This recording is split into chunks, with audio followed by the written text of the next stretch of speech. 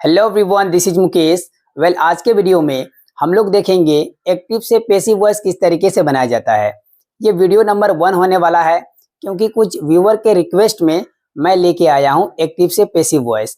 तो हम लोग बिगिनिंग से सीखेंगे, शुरुआत से सीखेंगे। यदि आप पहले से भी जानते हैं तो आपको कुछ ना कुछ सीखने को मिलेगा इस वीडियो से।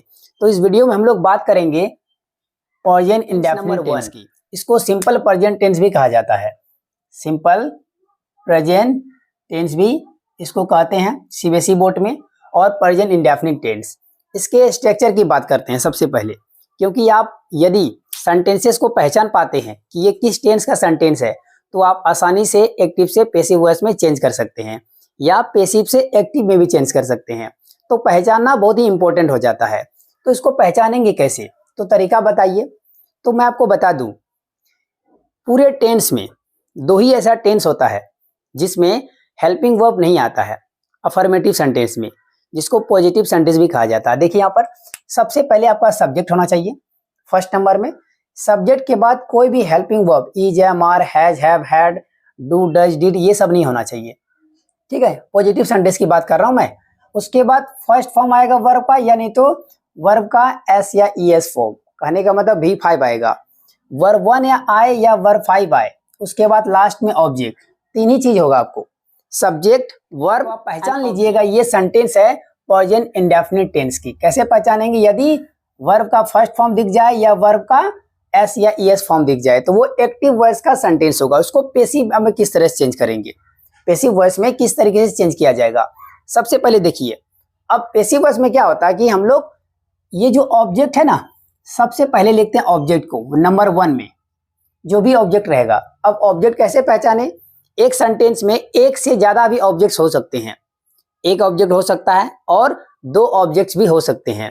तो आप कैसे पहचानिएगा? अगर 2 ऑब्जेक्ट रहेगा तो कोई टेंशन ही नहीं है, आप उसमें से किसी को भी लेके बना सकते हैं। लेकिन ऑब्जेक्ट पहचानेंगे कैसे? वर्ब के तुरंत बाद V1 आए या V5 आए, उसके जस्ट तुरंत बाद जो पहला वर्ड आएगा वो आपका ऑब्जेक्ट होगा, मेन ऑब्जेक्ट। उस ऑब्जेक्ट को यहां लिखना है नंबर 1 में। ठीक है, उसके बाद इस ऑब्जेक्ट के अकॉर्डिंग टू हम लोग को हेल्पिंग वर्ब लगाना है। इज लगेगा, एम लगेगा कि आर लगेगा, ये डिसाइड कौन करेगा? ये ऑब्जेक्ट। ठीक है, इस ऑब्जेक्ट के अकॉर्डिंग टू आपको यहाँ पर वर्ब लगाना है। भले ही एक्टिव में हेल्पिंग वर्ब नहीं आता है, पैसिव में हमेशा हेल्पिंग वर्ब आएगा। उसके बाद यहाँ पर ध्यान देने वाले, ये जो वर्ब होगा यहाँ पर जो भी फॉर्म होगा वर्ब का, V1, V2, V3, V4, V5, उसको आपको चेंज करना पड़ेगा वर्ब का थर्ड फॉर्म में। तो V1 को भी चेंज करेंगे V3 में और V5 को भी चेंज करेंगे V3 में।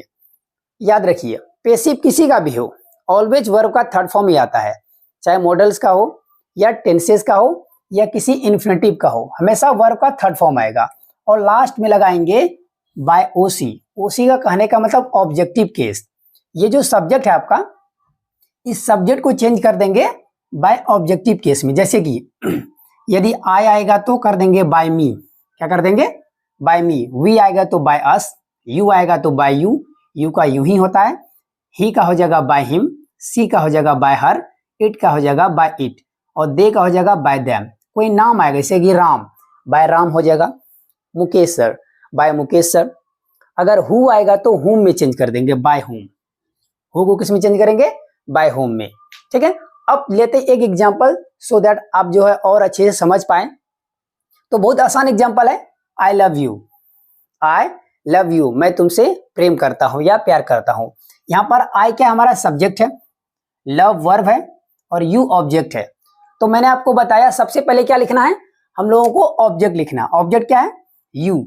तो पैसिव वॉइस में चेंज करने के लिए सबसे पहले लिखेंगे ऑब्जेक्ट जो है हमारा यू। अब यू के साथ सेकंड नंबर में हेल्पिंग वर्ब लगाना है। क्या लगता है? इज लगेगा, एम लगेगा, आर लगेगा। तो मैं आपको बता दूं, ही के साथ, सी के साथ और इट के साथ और कोई सिंगुलर नाउन आएगा तो हम लोग इज लगाते हैं। ठीक है, आई के साथ एम लगता है, यू के साथ, वी के साथ, दे के साथ और प्लूरल नाउन के साथ हम लोग लगाते हैं आर। ये याद रखिएगा। ठीक है, अब हम यू के देखिए, यू के साथ क्या लगता है? आर, तो यहां लगाएंगे आर, यू आर। उसके बाद क्या लगाएंगे? 3 नंबर में वर्ब का थर्ड फॉर्म। वर्ब क्या है? लव। लव का भीतरी क्या होगा? लव्ड। अब यहां पर देखिए, आपको थर्ड फॉर्म याद रहना जरूरी है। यदि आपने थर्ड फॉर्म याद नहीं किया है, लर्न नहीं किया है, तो उसको लर्न कर लीजिए, वो हेल्प करेगा। हालांकि एक्चुअली आजकल एग्जामिनेशन में जो आपको ऑप्शंस दिए जाते हैं 4 ऑप्शंस, उसमें से चूज करना होता है, ठीक है, चुनना होता है, तो छांटने में बहुत आसानी है, बस देख लीजिए ये। उसके बाद हम लोग क्या करेंगे, देखिए 4 नंबर में बाय ओसी मीन्स ऑब्जेक्टिव केस। ये ऑब्जेक्टिव केस है, ये सब्जेक्टिव केस है, इसको नॉमिनेटिव केस भी कहा जाता है। तो आई किस में चेंज होगा, देखिए आई को चेंज कर देंगे बाय मी में, बाय मी, तो हो गया यू आर लव्ड बाय मी, तुम्हें मेरे द्वारा प्रेम किया जाता है, मीन्स मेरे द्वारा तुम्हें प्रेम किया जाता है या प्यार किया जाता है। इस सेंटेंस को देखिए, she washes the clothes in the evening. अब यहां पर देखिए वर्ब क्या है, ये सब्जेक्ट है, ये वर्ब है, वर्ब के तुरंत बाद कौन सा नाउन आया है, द क्लोथ्स, तो ये हमारा ऑब्जेक्ट हो गया। अब फिर ये वाला ये सब क्या बचा, इन द इवनिंग, ये other parts of the sentence है। सेंटेंस में जो है ऑब्जेक्ट के बाद भी कुछ और वर्ड्स आ सकते हैं, इसको कहां पर लिखना है वो भी देखेंगे हम लोग। सबसे पहले हम लोग ऑब्जेक्ट लिखेंगे। ऑब्जेक्ट क्या है, ऑब्जेक्ट है the clothes, the clothes, right कर दिए। उसके बाद देखिए ये क्लोथ सिंगुलर है कि प्लूरल है, प्लूरल फॉर्म में है, ठीक है, प्लूरल के साथ क्या लगाएंगे, आर, सिंगुलर के साथ इज, तो प्लूरल है तो आर लगा दिए, द क्लोथ्स आर। उसके बाद देखिए वर्ब को चेंज करना 3 नंबर में, वर्ब क्या है, वॉशेस, V5 है, इसको चेंज कर देंगे V3 में, तो क्या आ जाएगा, washed, washed, the clothes are washed, कपड़े धोए जाते हैं, ठीक है, किसके द्वारा। अब देखिए यहां पर सब्जेक्ट को चेंज करेंगे किसमें, बाय ऑब्जेक्टिव केस में सी, सी का क्या हो जाएगा, बाय हर, यहां देखिए सी का हो जाएगा बाय हर। अब ये जो अदर वर्ड्स बचा है इन द इवनिंग, इसको लास्ट में जैसे का तैसा राइट कर दीजिए, इन द इवनिंग।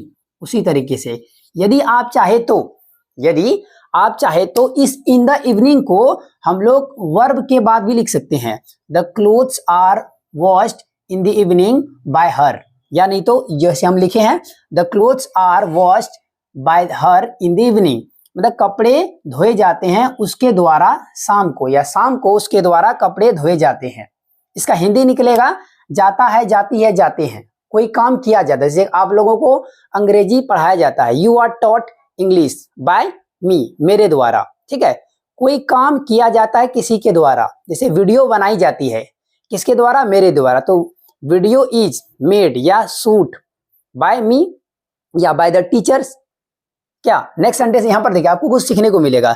यदि आपका वर्ब स्लीप आए, सिट आए, स्टैंड, गो, कम, लाफ, अगर इस तरीके के वर्ब आ रहा है तो उसको जनरली पैसिव में चेंज नहीं होता है, लेकिन कंडीशन है यदि इसके साथ कोई प्रीपोजिशन आ जाए, क्या आ जाए, प्रीपोजिशन, जैसे कि यहां पर देखिए लाफ, लाफ के साथ एट प्रीपोजिशन आया है, तो इसको हम लोग पैसिव में चेंज कर सकते हैं। कैसे देखते हैं। अब यहां पर देखिए ये क्या हो गया, सॉरी यहां दे होगा, दे सब्जेक्ट है, लाफ वर्ब है, ये प्रीपोजिशन हो गया, दैट पुअर मैन, ये पूरा ऑब्जेक्ट हो गया हमारा, वो गरीब आदमी, वे लोग उस गरीब आदमी पर हंसते हैं, तो ये क्या हो गया ऑब्जेक्ट, वो गरीब आदमी। सबसे पहले क्या लिखेंगे पैसिव वॉइस में, that poor man, that poor man, ये लिख दिए, ऑब्जेक्ट हमारा पूरा है। अब ये दैट पुअर मैन सिंगुलर है प्लूरल है, कैसे पता चलेगा, दैट हमेशा सिंगुलर होता है, और यहां पर देखिए मैन मैन है, मैन नहीं, तो यहां अगर दोज होता, दीज होता तो प्लूरल होता, ये सिंगुलर है, सिंगुलर के साथ लगाएंगे इज, तो इज लग गया, दैट पुअर मैन इज, वो पुअर मैन। उसके बाद लाफ, लाफ का भीतरी क्या होगा, लाफ्ड,